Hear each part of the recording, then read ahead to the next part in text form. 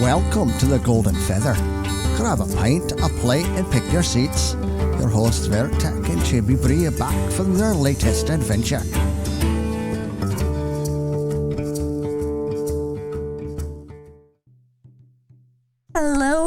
Hello everyone, and welcome back to another episode of The Golden Feather. Today is July 2nd. Oh my gosh, can't believe it's July already. 2021. We are at podcast number 86, Who Let the Dwarves Out? Featuring Beck Altarr. Hello, Beck. Hello, and thank you for having me. Oh, my pleasure. Thanks for joining us. And of course, DJ Vertek, the one, the only co-host. Hello, everybody. And last but not still least, your intro tag. And last but not least, we cannot forget about you guys, you lovely people that come and join us each week. Hello, Theater, welcome, thank you. D2 Phoenix, thank you for the sub. Phoenix. 5 months thank already. You. Wow. And of course, Paradox, thank you so much for the love and the what do you call it? The rating. We still need to get our rating stuff on, you know? Yeah, the flames are really... We do. Is that a new one? I think it is. A GIF At least emote. it's new to me. I haven't seen this. It looks really cool. I like it. Yeah, me too. So real quick, heading into podcast occurrences. Vertek with a fancy haircut. Oh, this old thing? No. Heading into podcast updates, we are getting settled. Vertek will be taking over the live streaming soon on his computer as we finish wrapping up organization stuff. So that'll be nice. And now that everything's starting to get more, I guess, situated, we will be taking photos of our areas for you. Yeah, as long as I can stop deleting databases, because that's fun. Man. Yeah, I spent quite a bit of time because I forgot to copy over the database for our DaVinci. And so I had to track down all the individual files and make sure I associated everything from the ground up again. It's fantastic. Yeah, but he was shocked to find out it didn't take 3 hours for the podcast to load after he was done editing it. It took 15 minutes, and he was like, no, that can't be true. Yeah. Holy crap. Amazing thing happens when you upgrade your gear. Yeah, computer upgrade, instead of taking an hour and a half, literally an hour and a half to to render my video, it was 15 minutes. Yeah, that's a big difference. Yeah, little bit. Okay, bye. No, don't leave, Birdie. No okay buys. Juicy over there being a bully. Goodness. Slight improvement. She is a bully. Right. I know, right? Goodness, what a bully. Well, enough about us. You're not here to hear about us. You're here to hear about Beck. Hello, Beck. Hello. And you run Phoenix Radio AOC. Do you want to talk about what that is for a minute? Sure. So the idea is to have an online radio that will feature, hopefully, and primarily, independent artists, ideally people from the Ashes of Creation community themselves, people that might create their own music, create their own songs. We want to feature basically anything that you can have an audio format for. It's a very unique format because other than like a podcast, there really isn't another medium that maybe if you just want to read a short story or do some stand-up comedy in a verbal sense, YouTube is great, but really how well does it present that? And often you have to go to it, where the idea with the online radio is people can listen to it anywhere in your car. You're not going to get pulled over for distracted driving because you're watching a video. And along with that, have fake in-game or Ashes themed commercials, and there's a few samples that are on there already. And I also want to have let creators, guilds, other people create their own commercials and promotions so that we're also supporting the greater community. And It's meant to be kind of fun. I want to also do radio dramas, so try and tell the story of Ashes in more of a role play sense.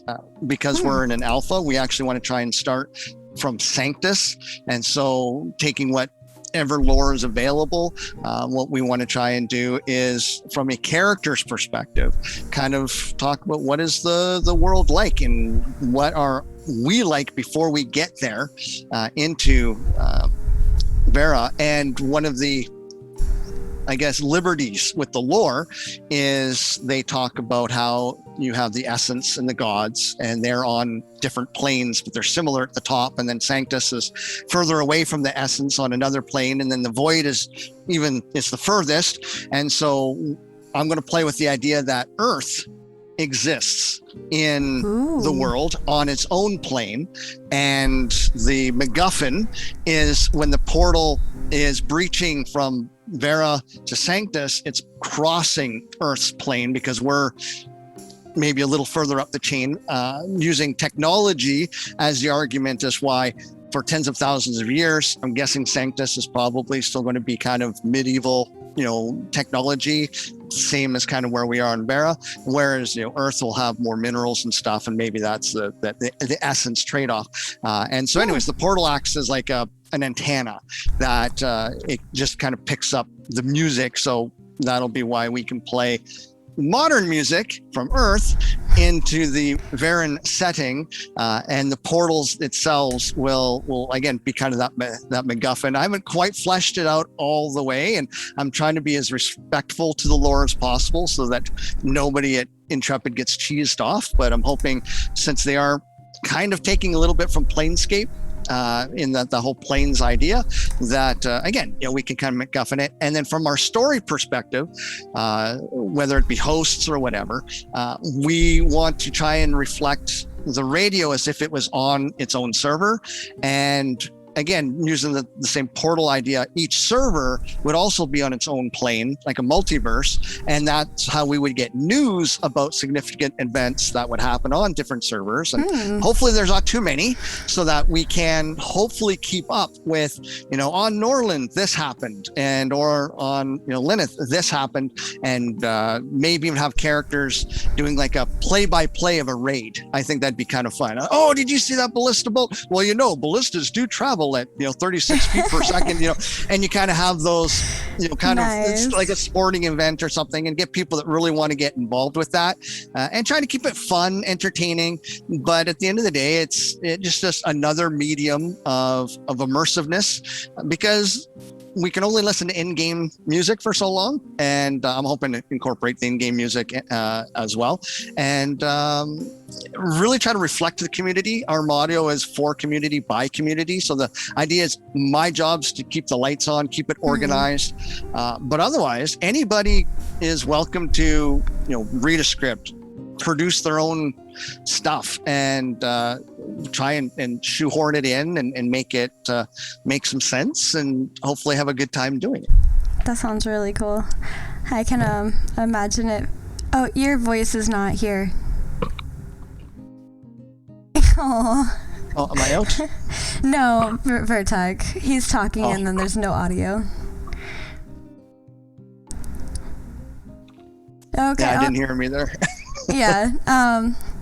I didn't know if that was a quick fix for him or not, but I was gonna say I thought it'd be kind of cool to see that with like the monster coin, even like and the monsters are impeding upon such and such township, etc. Dante says Vertec, try sign language.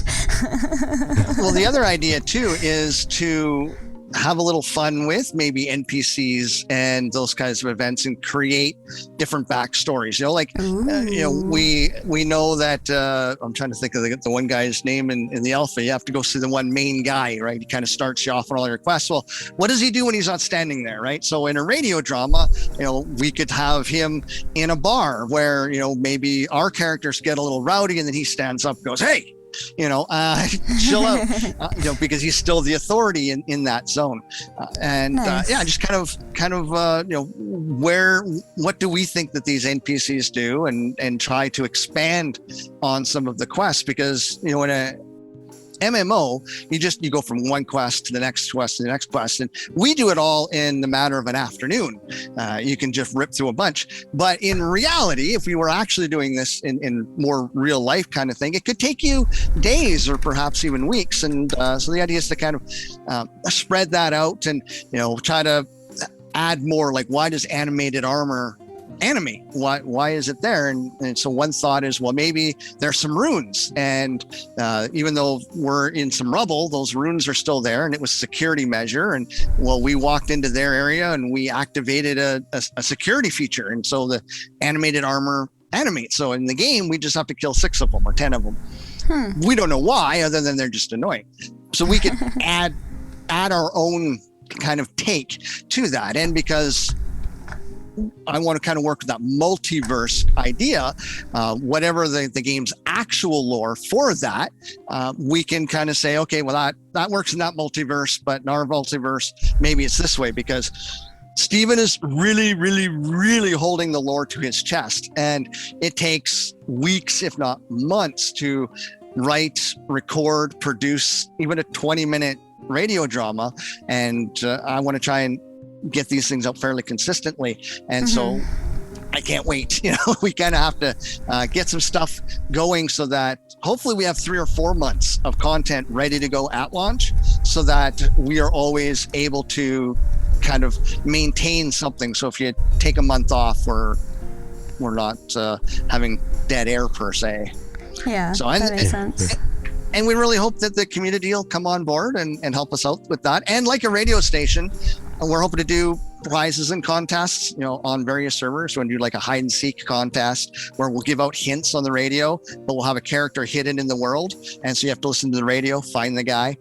We want to do an open mic night where people can hopefully win something, where they would submit, their content, and you, the listeners, would get to rate it, and the winner would win, a gift card or something like that. Or if they ever come up with a store card, I know RMT people out there are going to get upset, but if we make it as a content creator, they've already said they'll give content creators, some skins or something. So, we definitely use those. Nice. I need beard oil. It's we've had a crazy heat wave. I'm in Alberta, Canada, and we have broken some serious heat records. And yeah, it's getting a little crinkly. It's just been so dry. And today is the first day we've gotten any humidity. So I'm just waiting for it to just go poof like a fuzzy dog out of a dryer. Nice, like the commercials. Can you hear me now? Yes. Yes. All right, yay. But yeah, as I was saying, so you heard it here. If you have a love or face for radio, reach on out to Beck and get yourself a little stardom. Yeah, absolutely. Once again, a real boy. Yes, Laura, I can finally be heard. And I don't care how good you sound. If you listen to it, if you go to phoenixradio.online, there's a test stream up now. You'll hear station IDs and a couple of commercials. It doesn't sound professional. We don't want it to sound professional. We want the radio to sound like a fun night out at karaoke, where you don't care how bad everybody sings. You're just having a really good time singing along with everybody. And that's kind of what we want to go for. It's not about how polished it sounds. It's about, are you having fun? Is this something that you're going to enjoy? And hopefully you'll feel welcome in doing so. Yeah, I agree. Right, I like it. Well, shall we hop on into the community spotlight and see what the community's up to? We shall. Alrighty. First off, in our community spotlight, this last Sunday, Simurg had Maggie on, and while we were traveling and we weren't able to be there during the live stream or anything, we wanted to make sure you guys heard it, because we were driving and spending time with family. And second off, man, I heard that was a pretty good show. Did you get a chance to catch it, Vertag? Not as of yet. That is on tap for tonight, actually, right after the show. Yeah. Hello, Rigger the Gamer. What about you, Beck? Did you catch that? No, I've been buying some very expensive computer components. Been building a brand new system, which means I've been putting in some major hours at work so I can pay for it all. So I've unfortunately the last week or so, I haven't been able to do a whole lot, even missing out on a couple of the alpha tests. Well, such is life. That's been the work life for me as well. Just filling up all the hours. Well, yesterday they actually removed all COVID restrictions, and I'm a DJ in real life. I do weddings, corporate stuff, did bars years and years ago. I'm too old for it now. And so I haven't actually been able to work for a year and a half. So now that the restrictions have lifted, people are trying to plan weddings and stuff last minute. And so I'm hoping I can get back to work and actually earn some money, because I've been draining my bank account otherwise. Yeah, I totally get that. And I just want to say thank you guys for stopping by our live stream and giving us support, because this is something that we are trying to continue going forward. And I think Vertec and I, not only like with our live stream now that we're doing, but going forward, we'd like to do some, because starting next week is the Alpha 1, yeah?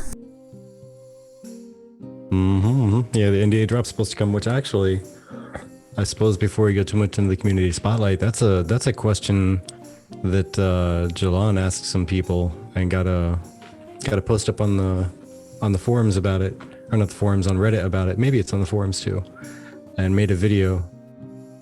What do you think about that there, Beck, as far as the NDA drop? Do you think it should drop next week, or have you been doing any of the testing at all at this point?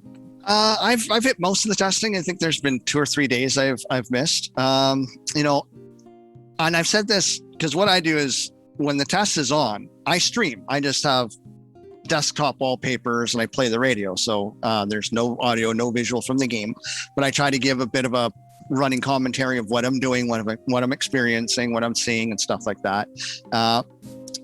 It would not hurt my feelings if they delayed the NDA.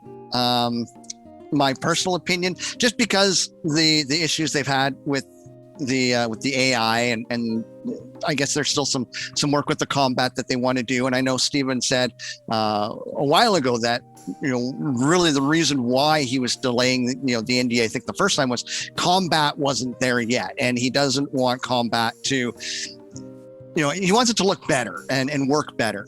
And they just moved into the new studio. Their furniture's delayed, so I'm imagining they're sitting on Apple boxes and milk crates, and they don't have everybody there yet.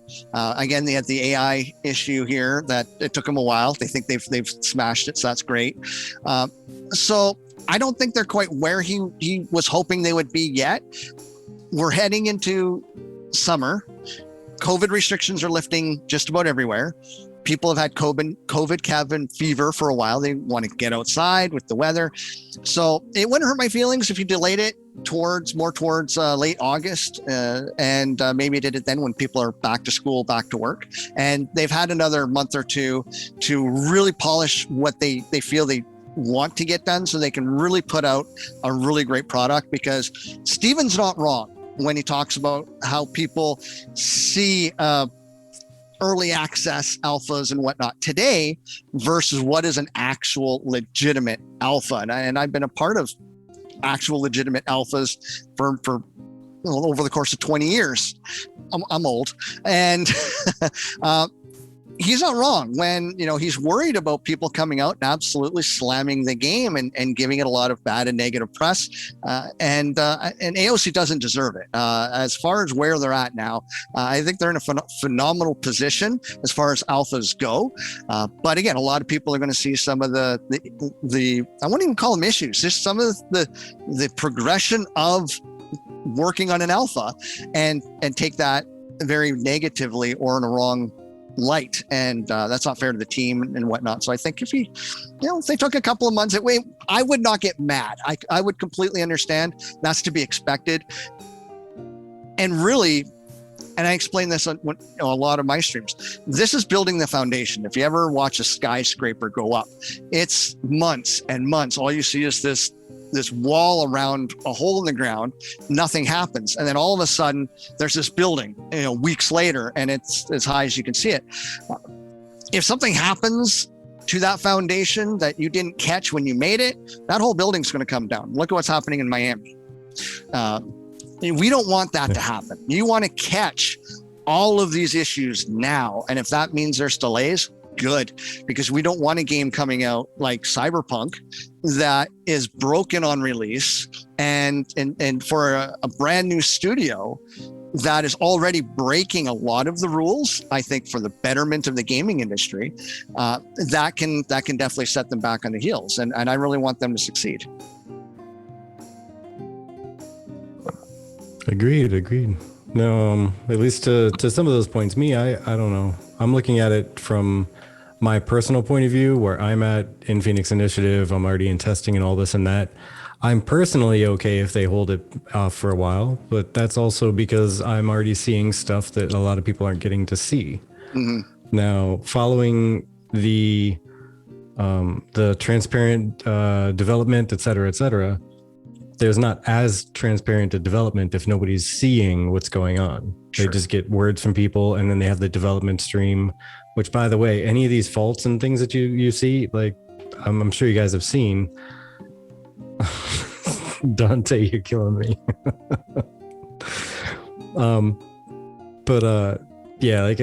We see the same kind of issues on the dev stream anyway. So we may as well see people streaming it and explaining like, hey, this is alpha. Yeah. Like whatever. Put a watermark on the screen somewhere that's in like an important place that people won't normally snip off when they make a video. And just have it be a fairly transparent, like this is alpha content.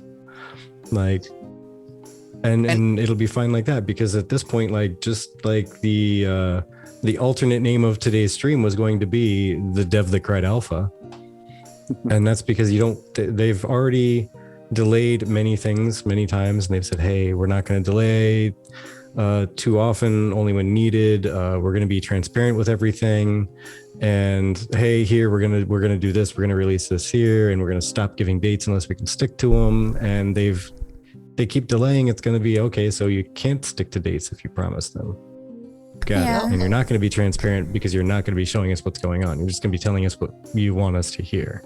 And I mean, I agree with that very much so. I also would like to just highlight what Ashes of Nera said. I understand the reason for delaying, but I also think that it doesn't matter how long they delay during Alpha 1. Some people will still crap on it. My view is that they should rip the Band-Aid off now, take the hit they'll get anyway, and build up enthusiasm again as people see the actual constant improvements those of us have already been seeing in Alpha 1, which I completely agree with.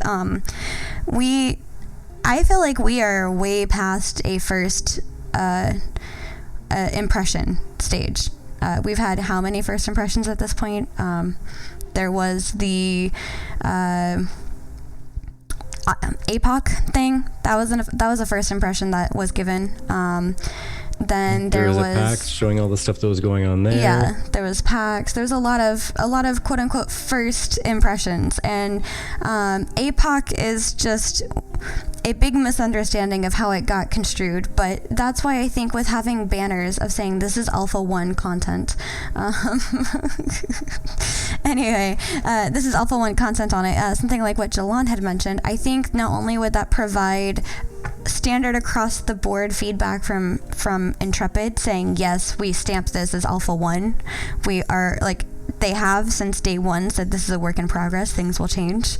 But, I honestly feel like personally, the more you push it back, the less it's going to feel like a clairvoyant project, and it's going to be, you can't see it until it's ready. Well, then why did you say it was going to be an open project at that point?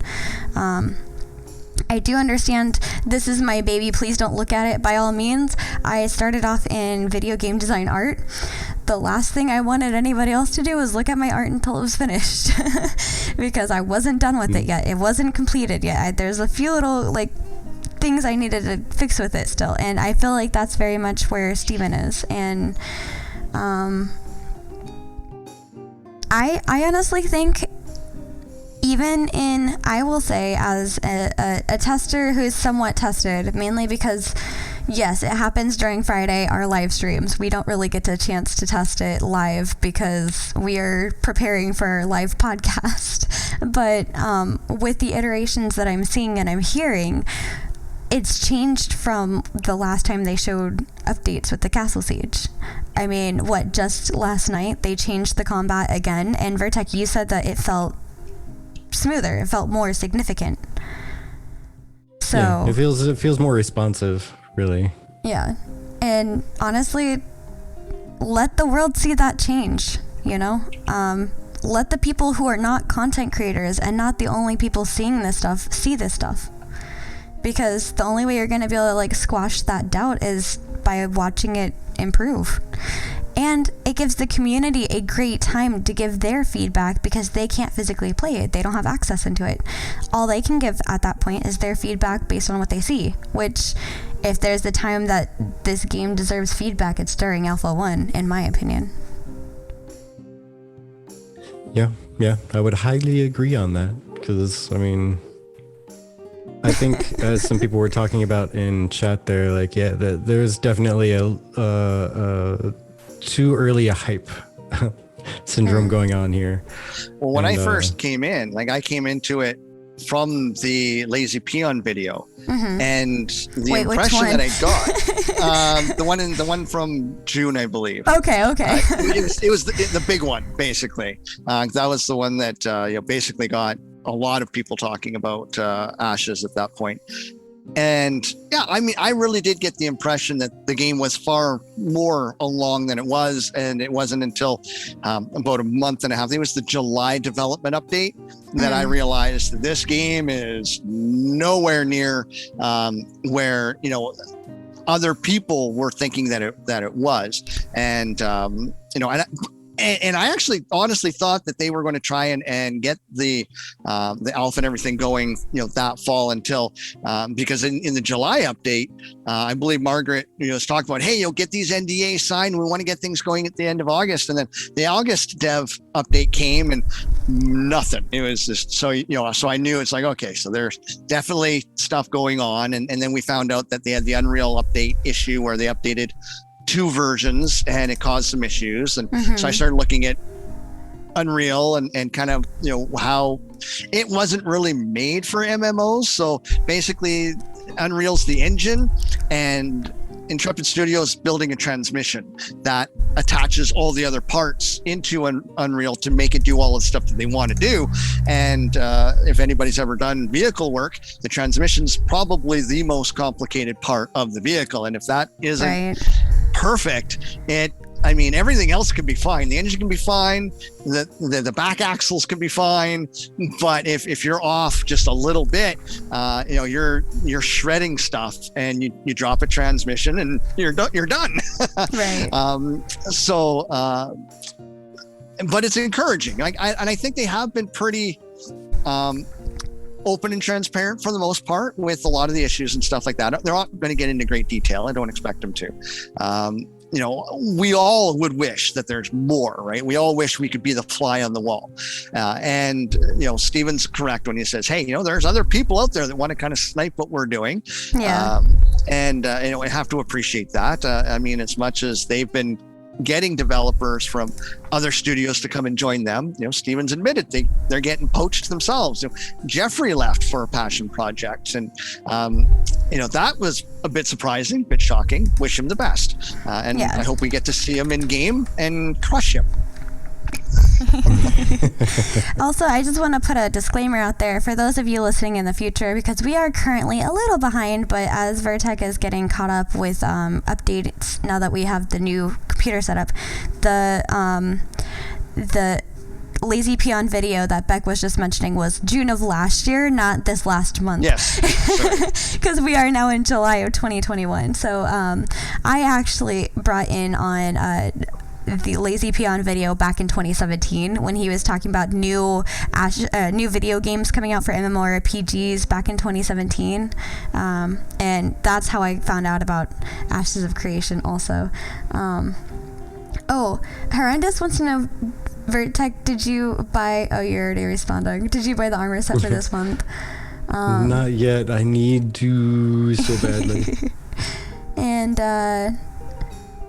And Guild Umbra says the Unreal Challenge is a big one for all MMO devs at this point, not just Intrepid. Yeah. So it's nice to hear like other MMO creators are having issues with this, and it's not just an Intrepid thing, because part of it is Intrepid is making their own tools, right?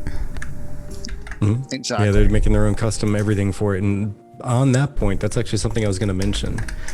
As of yesterday's little test, I can say that combat feels better. There's still a couple issues, I mean, they got to work out, but it was literally the first iteration of an improvement, and I felt an improvement. There was definitely a change, a shift that just feels a little bit better. So if that's their first iteration, I can only imagine how it's going to be moving forward.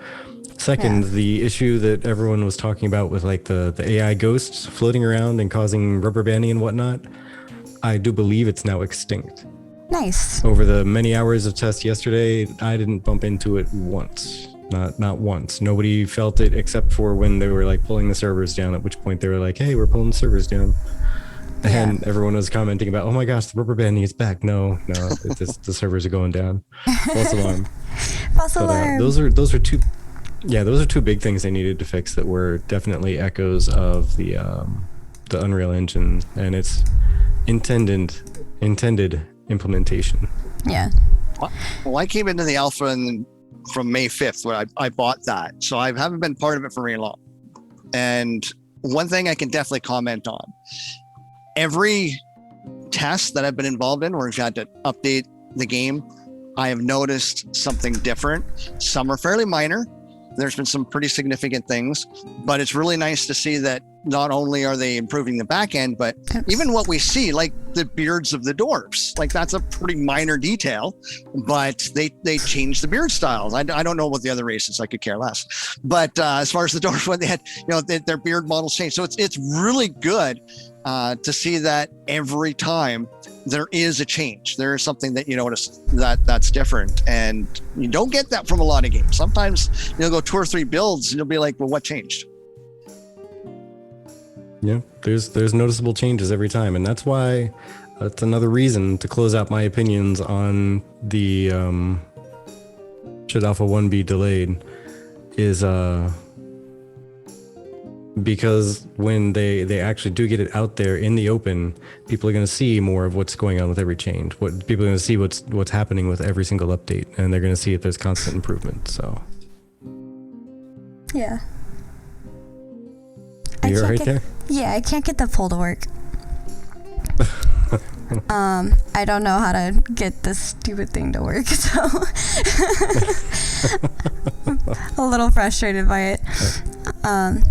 But so you just smother stuff, and I'll start working on the poll. What poll are you trying to do anyway? I was just trying to get the community's feedback on if the NDA should be pushed back or not. So, And I'm not saying it should be. I'm just saying if they did it, I would not be upset. Oh yeah, no, I feel like a lot of us at this point, if they pushed it back, we would understand. But like at this point, you're just delaying the inevitable, in my opinion, my humble opinion. But let's see. So who is this? Blue Tier on Reddit. Is talking about character combat animations that evolve with level progression.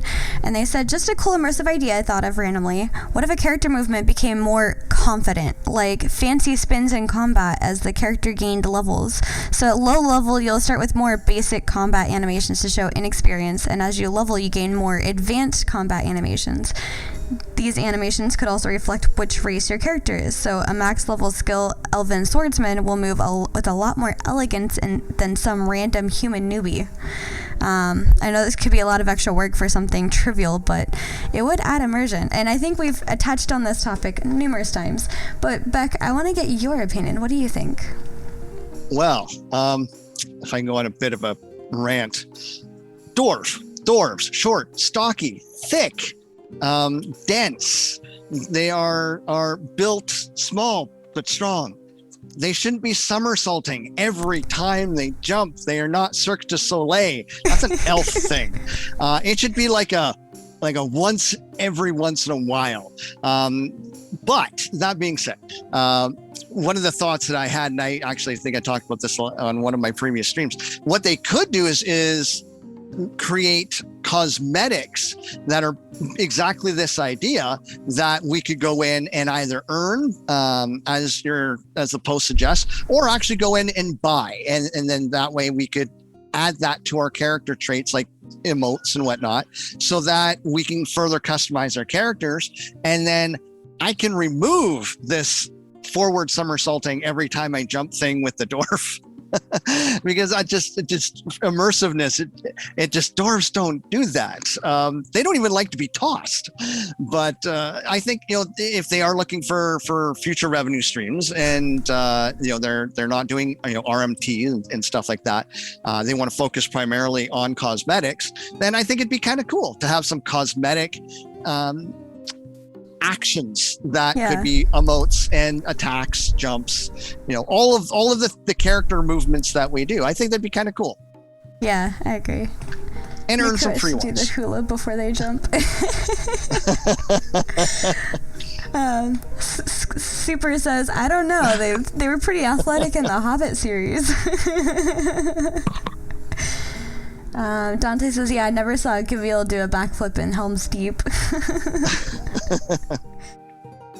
Yeah, but I think it's important, like what do you think should a class race do, like what feels right for that class race? And I feel like that's another thing that's important, like I think it would be cool to have an emote where you flipped, but that way you could choose if you want to do it.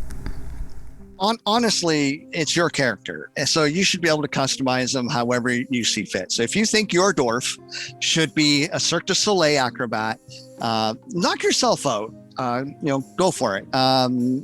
That is something that the more we can become in tune with our characters, the more likely we're going to play the game. We're going to spend more hours playing the game because it's ours. We have ownership, and I really like what they're doing with the cosmetics, or the goals with the cosmetics, because that's really going to go a long way down that path. And I think adding something like what we're talking about right now would really help customize that, because if you're in a character with a long flowing cape or a big dress or something, your movements should reflect maybe what you're wearing, because it feels more immersive.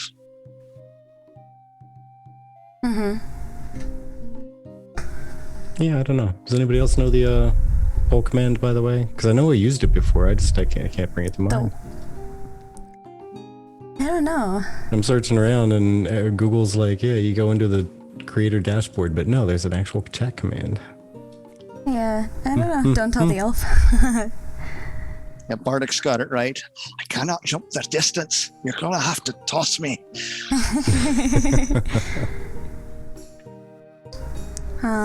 Let's see, what else do we have here? Let me go ahead and highlight that.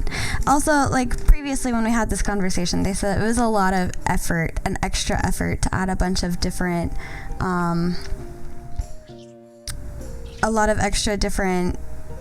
movements and stuff like that for each of the races. I feel like right now they have enough on their plate with trying to get like the combat down that maybe in the future that could be a hot fix or a quality of life fix or something. But another suggestion, sorry, if I just quickly, if you look at Unreal Engine, if you look at Unity, if you look at the software in general, it's becoming more and more user friendly.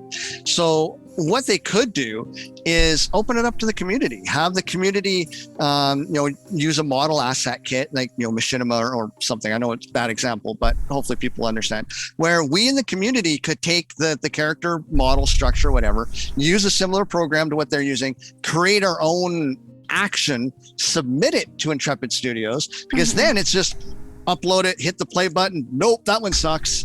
Or hey, that one's a good one. Let's save that. And then in future DLCs, say, hey, we got these 10 submissions from the community. Pick 2. and then those they would then refine and then put into the game, having the talented members of the community have done the majority of the work in that regard. Mm-hmm.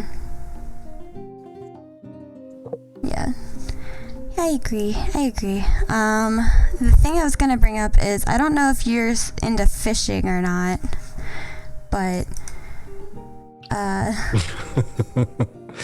Politics is don't let the community vote. We'll end up with dumb shit. Bodie McBoatface. But yeah, right. The Legendary Fisherman posted up on Reddit about 7 days ago. The most exciting thing for me is the responsiveness from the Ashes team. Just knowing that feedback will be heard and implemented, even 50% of the time, is well worth committing my time for a game like this. Unlike other gaming companies, looking forward to big things with Ashes in the next year or two. And one of the things I was wondering is, what is one of the things you're most looking forward to when Ashes comes out? We live asking all of our friends this, but I just want to know what you think specifically. Well, I really like the attention that Steven wants to bring to the game, to bringing the massively multiplayer community aspect back to MMOs. You look at games like World of Warcraft. If you actually follow the storyline, you are the hero, but there's 1,000 other characters around you. Who are they? They're doing the same thing, but you're the hero. I like the idea that Steven really wants to allow guilds to actually have influence in the world. That's why there's guild castles, and they'll have an influence over nodes and vassals. You have the caravans, the sieges. Everything is built around community and supporting your community. If you want an apartment building, elect the right mayor or win the right combat or whatever you need to do to have that and help them out. I like that idea. There's not a lot of games out there that I feel really make that a big focus. A lot of the times it feels like it's an afterthought, where Ashes really looks like they're putting the idea forward that there's a game here, but there's also a community, and the greater the community, well, it's just going to make the game even better. So that's what I'm really looking forward to, is how that's implemented. And I'll probably run a guild, but I'm an explorer loot guy, so I don't plan on being like the highest ranked or leveled, because I'm going to spend all my time exploring and just gathering loot and probably getting my butt kicked and losing it all to PKers. Yeah. Yeah. Oh man. That's I think going to happen to quite a few people, to be honest. That actually. Well, corruption's one of those things I'm waiting to actually see how that's implemented, because that is a concern I have, because I am a care bearer when it comes to PvP. Yeah. Oh, just let somebody kill you then. Let them get corrupted and make friends with all the bounty hunters. Yeah. And actually, you could possibly make really good friends with bounty hunters if you tell them literally, okay, so I don't fight back in PvP. So if I die, I'm telling you guys where I died at because somebody killed me, and they will have corruption guaranteed because I did not hit them back. Very fair. We'll see. Let's see. The other thing I have, I don't know. How about you guys? Because I've caught a couple of your guys' shows, but I haven't really heard too much about what you two are really looking forward to. Maybe I haven't gone back far enough in your shows. Oh man. Well, honestly, how has it evolved over time? I think I'm still looking forward to a couple specific things that I always have, and one is just going to be the nodes in general. That's the one thing that really caught my attention to begin with, just the node system and how much it impacts. And a lot of it is based on just what people decide to do, not that what they decide to do is going to decide the building of the world, but the world building is going to be decided by what they do, if that makes sense. Like, they're not going to go and say, I decided to build here because this is a view that I like, and this is where the town is going to be started because this is what we like. We like the river and the mountain. And you don't choose to build there. You choose where you like to do things, and then the town builds up around you. And that, I think, is going to be fantastic. Yeah. But between that and the corruption system, those are my two big things. Yeah, I agree. For me, I'm excited to see how the crafting stuff goes and the rating stuff. I'm interested in those two things. But I think my favorite is that knowing how reactive Intrepid has been so far, that they're going to continue to react to our input and stuff like that, because it really makes you feel heard. It really makes you feel listened to. It really makes you feel like your opinion matters. And that's essentially why we made this podcast, is because we want to get the community's opinions and thoughts, and try to boost what they're feeling. And because with World of Warcraft specifically, it really had that feeling of whoever yells the loudest gets what they want. But in order to help boost some of the quieter opinions, we wanted to try to, I guess, bring this together. Yeah, and speaking of community opinions and whatnot, Dante says maybe that's what Stuffertons are made of, the blood, sweat, and tears of the fallen Care Bears, imbued with their cursed angry spirits. Oh my gosh. I like it. I like it. What I would love to see is, those little rabbit thingies. They're just nothing but teeth. Oh yeah. I want to see that as a plushie. We have like the teeth are kind of, maybe like a firmer felt, and then the rest of it's like a nice soft teddy bear. I think that'd be fantastic as a plushie. I would buy one of those. They're like ugly but cute at the same time. Yeah. You know what I want to see them do? So those little bears, I'm sure you've seen them on at least some kind of like a TikTok video or something. The little Care Bears that look all happy and whatever, and you squish them and like their mouths open up and big old fangs and their eyes go evil. I want to see them make a little plushy like potted plant that you squeeze it and out pops the little like what do they call them, flanglers? Yeah.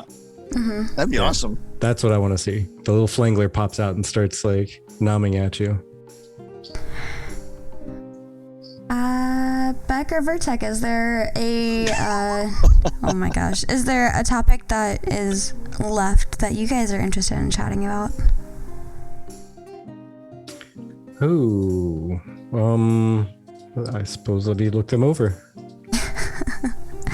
Well, he's doing that. You're talking about crafting, and I'm big on like the crafting and stuff like that, and I'm kind of torn as far as how involved should it be. There's this free game that it's actually made by a university. It's called Arid. It's a survival game, and the crafting is really intricate, and I would say it's more on the extreme of how complicated it is. Mm-hmm. And then you have like a Minecraft or like a Valheim kind of crafting system that's, fairly easy to understand, but there's enough complexity to it that you do have to work on making sure you have, some materials. And I'm kind of torn about, do I want it more complex, the more important or the more rare the item is, or is it just going to be about rarity of materials only? So I'm not too sure where I sit on that fence quite yet. That's a good thing to think about, actually. Sorry, I'm just responding to super. I don't think we're in a position to have that call or know that call. He asked, will a new class make an appearance at any point during the month-long test?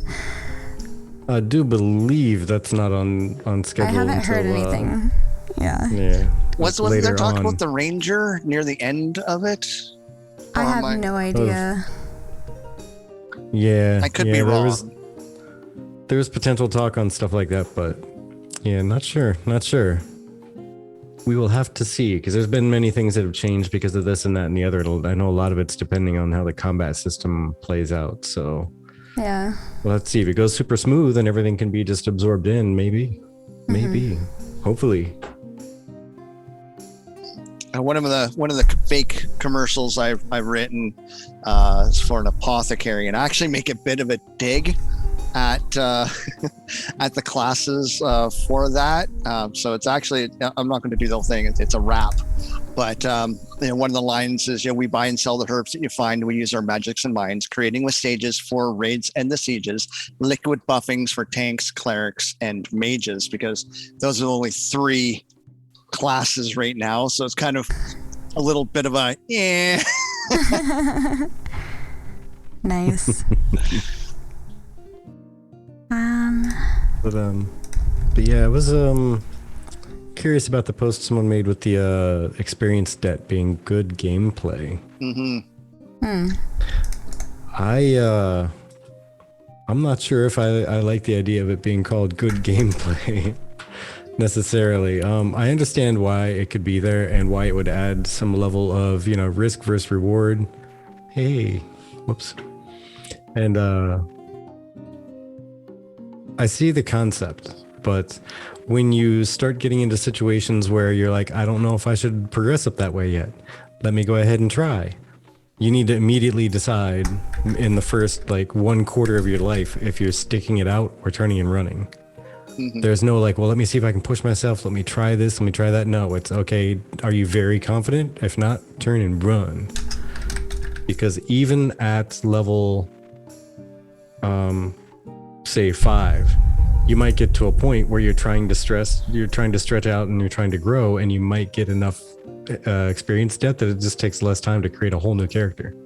Just delete that character altogether, start over, and then just do all those quests again, because it's going to be faster to run through that than it is to kill enough enemies to increase your experience debt back to where it should be. Imagine what it's going to end up being at level 40. But I mean, that being said, they haven't begun balancing anything yet. They haven't really begun doing deep dives into how much is going to be good or bad, or how much feels right. So I will remain unjudgmental until we see how the final product is configured. And then I'll be judgmental. Yeah. And there's a lot to be said as well for, people who are new to the genre, which, there's still going to be new players out there. And then with the action combat, with the tab targeting combat, I'm going to play cleric. That's probably going to be more tab targeted, I'm going to guess. I'm having a hard time with the action combat because I'm just not used to it. And so, yeah, I can totally see myself being that guy that's just getting crushed because I'm trying to relearn how to basically play a game, because I've played tab targeting for so long. And with the action combat as a healer, it's I got to find you in this maze of people and click on you.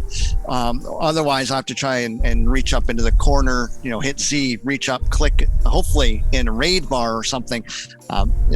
There's a learning curve to that, and then depending on how you build your character, you might do really great at the first 10 or 15 levels, but as your tree expands, you could also now start facing how you're using your skill points and how that affects your play style, your character. So I'm hoping at the very least there is a cap to it, and B, that there is maybe some form of going and talking to somebody in a village that can, if you pay them enough gold, they'll knock off some of that debt. So you're, at level 40 or something, you're not having to reroll.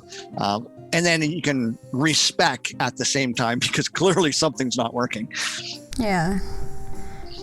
That's a good thing, because I mean, right now during the testing, me dying to something takes a third of my level immediately almost. And that's an insane amount, especially first off in the beginning of a game.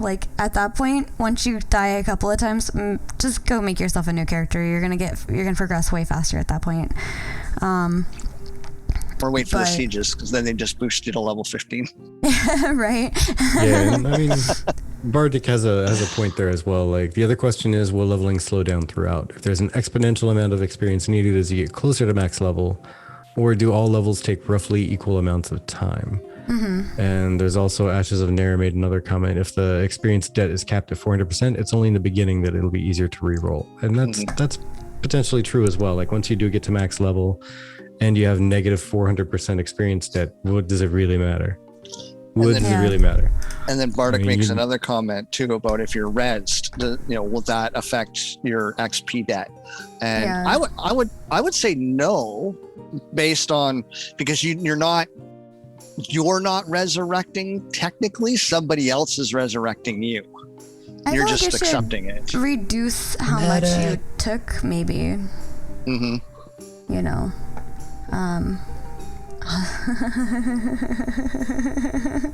Yeah. Oh my gosh, Dante.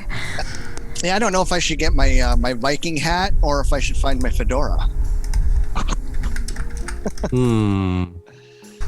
You should totally find a way to combine them. Actually, Amazing. I want to buy a real, Viking not fedora. like I have the plastic hat. I actually want to find a legitimate helmet. There's a guy I think in Europe that makes them. They're like $1,800, but they look sweet. Like they are like, wow. Get yourself a fedora with like little mini horns. Yeah, and I like could do steel that. banding around them. And then tape in the little braids that come with those Viking helmets. Yeah. See, there you go. There you go. Oh my Then I God. can be a bearded dwarven woman with a deep voice. As they should be. My name's Helga. We'll have a good time tonight. Oh lordy. Oh lordy. But yeah, I think that's a good question on if the levels are going to take the same amount of time or not. I think that's one thing that's always confused me with games, is why it does take longer with higher levels. Like, sure, have it take more experience, but just make the bigger things that are scarier give you more experience. Yeah, so it's not And such then a gate grind them to fest where- later. And yeah, exactly. And just gate them so that low level people can't really do them. But then comes the problem of, but what if they happen to do something that's like a level or two higher than their normal difficulty? They're going to level so much faster. Mm-hmm. So That's the risk reward. Yeah. And Steven is all about risk reward. Yeah. And that's the thing. If you can get experience debt up to 400% less because things kill you out there. But if you could get an edge by pushing the boundaries really hard, do you go back 30, 40, 50% in an hour worth of deaths, but then potentially still end up ahead because you're getting like 200 or 300 times the amount of experience? Or will you just get frustrated about having that red bar of experience debt? Well, tap out and leave it. Another question I thought of, and it's kind of related, but it's not, is when a player's corrupted, they are seen by the system as any other NPC. So if I'm just a regular Joe player, I see a corrupted player and I kill him, do I get experience? Because as far as the game's concerned, that corrupted player is just another random NPC. Mm-hmm.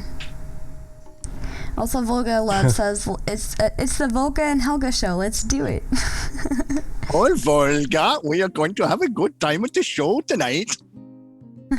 I'm terrible at accents, but you know that's kind of what makes the radio so much fun. It was a valiant effort. Yeah. It was a valiant effort, though. So it's all about having fun. Yeah, I agree. Shall we head into the news real quick? Not much news this week. Sure. No. Popping into the Ashes news section of this podcast. Not much to stay, you know. On the 9th, they're dropping NDA, so next Friday. And aside from that, they have a new dev diaries out about building technology. What is a world without its buildings? Check out how we construct our structures in this dev diary. And this was on Twitter. So I'm glad to see that they're bringing more dev diaries back in. But building technology is something unique within Ashes. You get to watch as the building kind of constructs together in the various stages.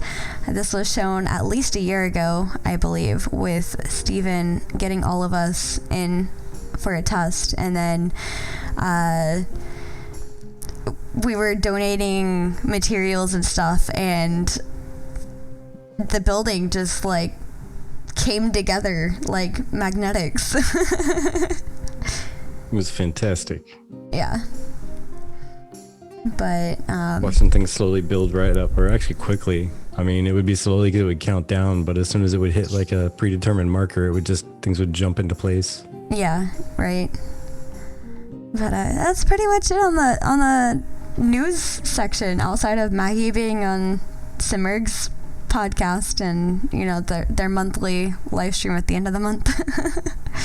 I hope everybody's ready for just the massive influx of Twitch streams that are going to happen on the 9th when the NDA lifts, because everybody who is part of the alpha is probably going to try their hand at streaming, because why not? It's going to be, why not? Yep. Yeah, it's going to be the event probably of the summer as far as MMOs go, outside of, you know, WoW and the other ESO doing their thing. But because Ashes is such a new thing, and because frankly as gamers I think we've been kind of hungry and starved for something along the ropes of Ashes, that I think people that maybe don't even see Ashes as their jam are still going to come along and see what the peanut butter is. Yeah, I agree with that. I like your sandwich metaphors, sir. Yeah, I was just admiring that mentally. And then we only have 2 little fan focuses today. One of them I really feel like Beck is going to super enjoy. Let me just get the video thing together so I can, or the video version of this together so I can get the big screen going above for you guys. But I only watch TV, Vertec, and Axiom streams. I'm kind of biased. Aw, thank you, Reluctant Raven. You're Thank sweet. you. But yeah, I'm hoping that throughout the week we're going to be able to try to playtest a little bit for you guys. Maybe get some live streams in of our own. So that'll be fun. I mean, watch you 2 PvP. Right. I mean, I'm decent at PvP when it comes to organized stuff and when I have time to prepare. Yeah. The APOC stuff was no good, but we'll see what happens when it comes to planned stuff. All right, I think I'm gonna have to leave it here on this version because the oh, there we go. Okay, never mind. Sometimes I would watch a Z stream. Yes, I agree. Sometimes some of the things kind of freeze up over here, but I got it. All right, let's make this larger and bring it over here a little bit more. Okay, cool. So this was shared. It's by Olafksuru. I'm sorry, I have no idea how to say her name, but it is a gorgeous Dunir-inspired wooden chest. Nice. That was shared over on the official Ashes of Creation live stream. So I thought that was really cool. That is one pimped out lockbox. I like it. Right? It's so gorgeous. And then the other thing I had to share with you guys is by our favorite comic. I think I want one. Yeah, you want one? I want one too. Yeah, I want one. I want one custom made to fit my Viking fedora that Beck's gonna make for me. There's a lot of the Dunir art that they've put out that I think there's going to be a lot of talented people out there that are legitimately going to create, or like the desk. Did you guys see obviously did the desk from the last dev stream? Yeah. Somebody's going to make that. That would be a beautiful desk, a glass top. I can absolutely brass legs. I can envision it, and that's like it's a real testament to the art of the team. Is they are creating not just beautiful works of art for the game, but you can look at it and see that is 100% serviceable. I could see that actually being used in real life. I agree. Yeah. This is a comic by Zeshio, our favorite comic book artist at the moment. For those of you that lived in the Midwest area and have experienced the cicadas this year, special tribute. For those of you that don't experience it, let me just put this to you. Somebody in Georgia, apparently multiple people in Georgia, called the cops over a siren that they heard, which turned out to be the cicadas. So, Yeah, they have since left, thank goodness. But I just really enjoy this because it was like, oh yes, the brood mount only comes out of the ground every 7 years, but few catch one due to its intense shriek. Scree! And then he just jumps on its back. He's like, let's shriek at the world together, my beady-eyed friend. I love it. Yeah, and I don't know how many people have not heard those things, but dear Lord, it's like if you took a cricket and gave it a megaphone. I hear chickens love them. I hear chickens absolutely love eating them. Oh yeah, absolutely love them. Our dog yes. ate the bejeebus out of them. Yeah. Our dog ate, like, she would run outside and every one of them she saw, dead or not, she would run up and bite and then spit it back out and then go and run and bite the next one. And some of them she would actually finish eating. Yeah, she ate a couple of them. But, yeah. But once you get enough of them together, I don't think any of the YouTube videos can do it justice. But when you listen to it, it does sound like there's a siren, like somebody's house is being broken into, like I 2 literally blocks had away. to like cover my ear to go out. Yeah. But it's so chicken. noisy. Grumpy likes to eat chicken. Yeah, you did hear chicken. So, let's see. Aside from that is all we have for the fan focus and the news. Let's see. I heard cicadas all the time when I lived in Japan. You get used to the noise. Yeah, me too. It's different in Japan because they get they get a few every year, and the East Coast gets. I thought it was 17 years, not 7. Maybe I was off. It's like 17 years was for this one batch. The Brood X. It's about every 7 years or so, I believe. Yeah. But I Brood was X is making fun of it, saying one. that Brood X sounds like what you'd fight in a video game, not what you'd hear in real life. Sounds like an X-Men supervillain team. Brood X. Brood X. Oh my goodness. But yeah, it's Go ahead, sorry. Oh, it's all right. I was just gonna say that it's pretty bad when there's a giant mass of them. If there were just a couple every year, wouldn't be so bad. Yeah. Wouldn't be so bad. Yeah. ASMR stream, no. I don't know why I whisper when I am like. Maybe just for you, Z. I whisper when I feel like I did something wrong. Like, oops, sorry. Wait, though, I don't have one of those ears like Amaranth does, so I can't really be a proper ASMR. Yeah. See, Sorry. we don't have those. Sorry. You don't have a tasty windscreen. Nope. I'll bring this over. Crunchy. I think my beard already rubs against the mic enough. I get teased for that all the time, so I don't think I need to. I didn't sign up for this, but you did ask for it, to be fair. Shall we go into the wrap up? We shall. Okay, so to wrap up, Beck, do you have any outstanding thoughts and feelings about Ashes and like everything that's going on or that will be going on this month?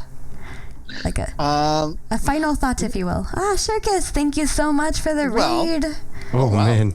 That timing. Yeah, right. Shirkus, thank you for the raid. Well, I really hope that everybody that is streaming, and when the NDA lifts, does make it very clear that this is an alpha, that there are going to be things that just don't work right, or that things will be improved on and stuff like that. I think whether they or not they put a watermark on the screen for us, I think it's really our responsibility as streamers to represent the brand as best as possible while being honest about it.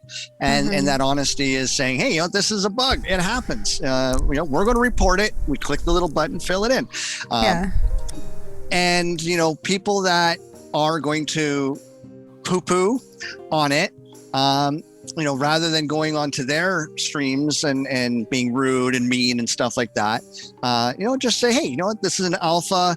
Things are going to change, and just direct them to quotes that Stephen has said, that this is an alpha, this is an actual alpha, and trying to be informative, educational, responsible, respectful, because it's really easy to get whipped up into any kind of hype, whether it's positive or negative. And, we're going to see a lot of people coming around to the community. And I think it's, whether we are official content creators or not, we are still people that are trying to represent something that I hope we're all going to enjoy in the future, whether the game releases in a year, 2 years, or 3 years. And I think it's, by doing so, we're being respectful of the developers and all of their time and their effort as well, because, I've been around, again, 20 years in and around the gaming industry. And as alpha testers, as community person, running online radios for, Defiance, and tried WoW, didn't really work out there. A game called Auto Assault, which never made it. It got killed before it even made it into production. But I've had varied experiences across many communities, and regardless of what happens, I think, like you guys have said, it's brave of Stephen to go forth, rip off that Band-Aid and say, this is what we got. And we should appreciate what we have, because Stephen is doing something no other development company has ever done that I can think of. He's putting his own money on the line, and that there's some credit that needs to be given there. I agree. What about you, Vertec? All right. Well, I just first off want to take a moment to say thank you, Shirkus, for visiting us and bringing us a raid here. Welcome, everybody. We, by the way, just before the raid said we were going to be wrapping up, so maybe we'll take it upon ourselves to pass along the love and see if we can find a streamer out there that could use a little bit of extra love. If anybody sees one in a game that they like, maybe somebody who doesn't have many followers right now, nobody's really watching them, but they look like they're doing a decent job, let us know while we're wrapping up, and maybe we'll go check them out. Yeah. But aside from that, thank everybody for stopping by. It's much appreciated. You could have been doing anything with your day. You could have been making the most amazing peanut butter and jam sandwich, since Beck put that in my mind a little earlier. But you were not. You were here, and you're hanging out with us. And that's awesome. And before we end, we have announcements. We're not just going to end right this second. But before we end, I wanted to remind you guys we're going to be live next week with Richie SH, and we're going to be in game for a different kind of podcast. So be sure to come check us out. And Beck, you are still making your computer, correct? Are you still doing your live streams for that, or? I will be. I just picked up a 6900 XT today. Oh, goodness. So I have to throw that in the new box and streaming card and stuff. So above 3070s. Well, that's NVIDIA. So this is AMD. So so I'm putting together a 5900X on a computer. So that's the processor, and so I'm going to do that here tonight and try and show that off as much as possible. But I want to thank you guys so much for inviting me on. It's been a lot of fun. I'm a radio guy. I actually went to college for it too, so I do have the gift of the gab. And I'm sorry if I interrupted or interjected a little too much, but I'm really excited to be here. You guys are really, really awesome. It's been so great getting to know you guys, and and this goes for everybody else out there, whether you're a content creator or a guild. Create a commercial for the Phoenix Radio. I can help you with writing or anything like that. I really want to try and showcase the Ashes of Creation community, because overall it's really good. It's really supportive. Everybody generally has been really nice. You're always going to have people with differing opinions, and that's normal and natural too. And I appreciate those perspectives, because it's not what people think, it's why do they think it, and understanding that part, I think is really on the road to a lot of peaceful resolutions and finding common ground. And that's what I want Phoenix Radio to be. I want it to be something where we can, everybody can have a part of it. And whether, it's promoting your own brand, or it's just something you just want to listen to see what other creators are doing. But again, I thank you guys so very much. This has been awesome. Yeah, thank you for joining us. Yeah, thanks for coming on. It's been a pleasure. And I certainly want to see if we can make a couple ads to go on the radio for sure. Yeah, definitely. Especially when we have time to sit down and think about it, That might actually be some motivation for us, because a while back we talked about making little short snippets with all the best information from every episode. Maybe it'll be some motivation for us to do that, make little 15-minute spots. Well, my one hope as well is with shows like yourselves, after it's been on YouTube for a few days, rebroadcast it in audio form over the radio so that maybe we'll reach another audience. And of course, with that, it would be, hey, check out the podcast live at this time, at this location, where you can ask your questions and be involved, or perhaps even be a guest, or however your show evolves as it goes on. And then of course that creates a little bit more content for the radio. So it's not only music all the time, because I wanted to try and reflect the community as much as possible, and shows like this are a big aspect of that. Yeah. Awesome. Well, thank you.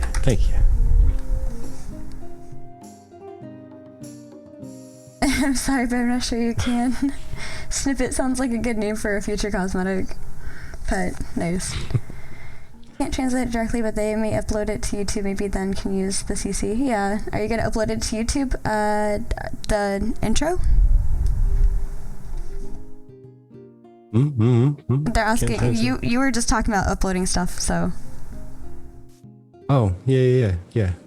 Hold on, let me see. I can't translate it directly. The podcast. Oh yes, the entire podcast always is on YouTube. Oh, absolutely. I think it was this one. I don't think our bot is up. Yeah, our bot is definitely not up. Let me go get our YouTube link. No. Probably the oath token expired. Mine does that every once in a while randomly, where you got to go and resubmit the oath token. No, we just have to return ours on. It goes to sleep once in a while. But Circus and Samurai, we do have no, it's not gone, it's just sleeping. We do have a Spanish content creator that we've had on before, and he's aiming to be one of the few big Spanish content creators. You should check him out sometime. I will find him and add him into the Twitter while Vertec does the outro. Oh, here I was trying to get the bot back up. Okay, there we go. No, it's okay. It's way too late for that anyway. Yeah. But yeah, as I was saying earlier, thanks for showing up here. Thanks for hanging out with us. Has anybody perchance found a streamer that they would like to help benefit with a raid? Or even a favorite game? Somebody yell out a favorite game. Ooh. Valheim. How about... Oh. What was it? Valheim, Apex. Those are what I play. Valheim. That's it's basic. Valheim. If you don't know what it is, it's basically Viking Minecraft at the moment. Oh, I see. Actually, you know what? I think that's what I was just looking at. I think Crucible is online as of a few moments ago. Can you toss me their link so I can get that raid going? Let me see. I'm staring at the commercial right now. Yeah, I'm just making sure they're actually online and present and accounted for. Hey, Woodchip's here. Hello, Woodchip. Yeah, it looks like at least one person is streaming some World of Warcraft. We're doing that one? Okay. Well, that's one option. There's also, we could look for someone that's doing Valheim. Ashes of Neris says Valheim's pretty fun. Well, is Crucible playing WoW currently? Is that what you're saying? Yes. Yeah. Oh, okay. Well, I say our guest yelled out Valheim, so which of is alive? Guest I agree. Decide. Let's see, Valheim. Let's find us a good creator here to go and give some views to. Let me see if I can assist with this at all. How do you spell it? So as they're doing that, here's some tips for creating your commercials for a guild or content creation.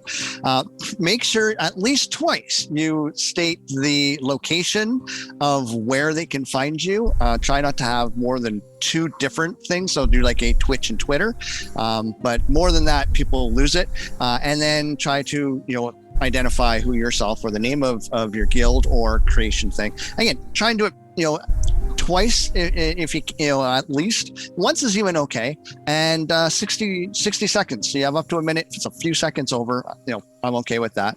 And make it in your style. It can be silly, goofy, funny, and if you're going to use music, try and use unlicensed stuff or stuff that you've created yourself, or just sound effects. You don't even have to have music, or get everybody in the guild chanting. And I know that there's some of you out there that make your own music. Mm-hmm. I'm looking at you. You know who you are. And you can even offer that service to people that are creating commercials as another way of getting yourself out there, because those guilds and content creators will then reference your work, and we're all helping each other out at the end of the day. And that's really what I'm trying to do, is just be very collaborative, and everything. And I know the one thing, the radio does cost money, but it's not for profit. So everything that the radio makes beyond what its costs are, we want to give back through prizes, because radio stations, who doesn't like to win stuff, right? So we want to try and do that. So however we can, and it is kind of community run, so people that have been around for a while get to come on to, I guess, like a council where we kind of finalize our big ideas or thoughts. So it's not just me dictating. There's a lot of what do you think that goes on. Somebody said we could raise Cassadot, who has the same ears as I do and is playing Valheim. Oh, hey, that works, because I found a Reaper to Demon. Ooh. Looks like they're being somewhat interactive, at least chatting with people, even though people aren't necessarily in his channel. So who are we going? I just need a name so I can go. Hey, follow what the audience says. Okay, thank you. They're more important than I am. All right, Reaper guys. the Demon. Would that make him a Winchester wannabe? Let's get ready to raid this unsuspecting person who's not part of Ashes, but maybe through us you can deliver the wonderful news of Ashes of Creation, or just enjoy some really good Valheim gameplay. Whatever. Thank you guys so much for joining us. We'll see you next time, and thank you, Beck, for joining us. And thank you for having me. No problem. Thank you, everybody. Have a happy day.